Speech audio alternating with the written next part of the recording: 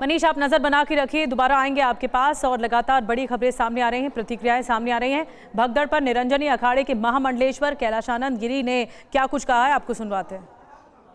असंख्य भीड़ होने के कारण मुझे लगता है कि अखाड़ा परिषद का निर्णय हुआ और आचार्यों का निर्णय हुआ कि हम सब आज स्नान नहीं करेंगे और जनमानस की जो परेशानी है उसको हमें ध्यान में रखना चाहिए और परंपराओं को ध्यान में रखते हुए, क्योंकि भारतीय परंपराओं में संत का जो अस्तित्व है, संत का जो महत्व है, संत का जो कार्य है, वो जनमानस सर्वे भवन्तु सुखिनः सर्वे सन्तु निरामयाः सर्वे भद्राणि पश्यन्तु मा कश्चित् दुःखभाग् भवेत्।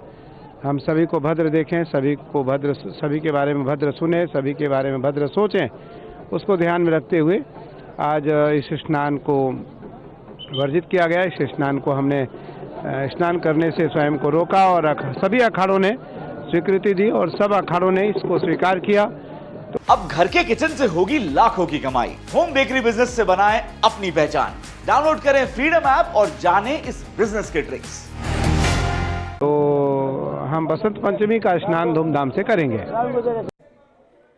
तो संतों की तरफ से जो कहा जा रहा है वो प्रतिक्रिया हम आप तक पहुंचा रहे हैं। हमारे साथ स्टूडियो में भी खास मेहमान हैं, उनसे बातचीत करते हैं। मां चेतनानंद सरस्वती जी हमारे साथ हैं, धर्मगुरु के तौर पर। प्रोफेसर देशबंधु लाल बहादुर शास्त्री संस्कृत विश्वविद्यालय से हमारे साथ जुड़ रहे हैं, दिल्ली के। और प्रोफेसर देवेंद्र प्रसाद मिश्रा जी हमारे साथ जुड़ रहे हैं, लाल बहादुर शास्त्री संस्कृत विश्वविद्यालय से। सबसे पहले मैं आपके पास आ रही हूँ, माँ चेतनानंद सरस्वती जी।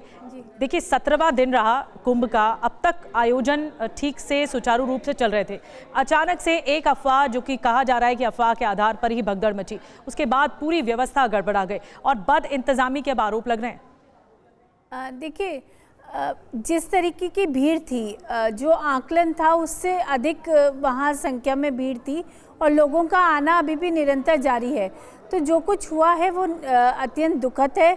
आचार्य जो हैं अखाड़ों के, उन्होंने निर्णय लिया है कि अभी जब तक प्रशासन अनुमति नहीं देता तब तक अमृत स्नान के लिए वो लोग नहीं जाएंगे।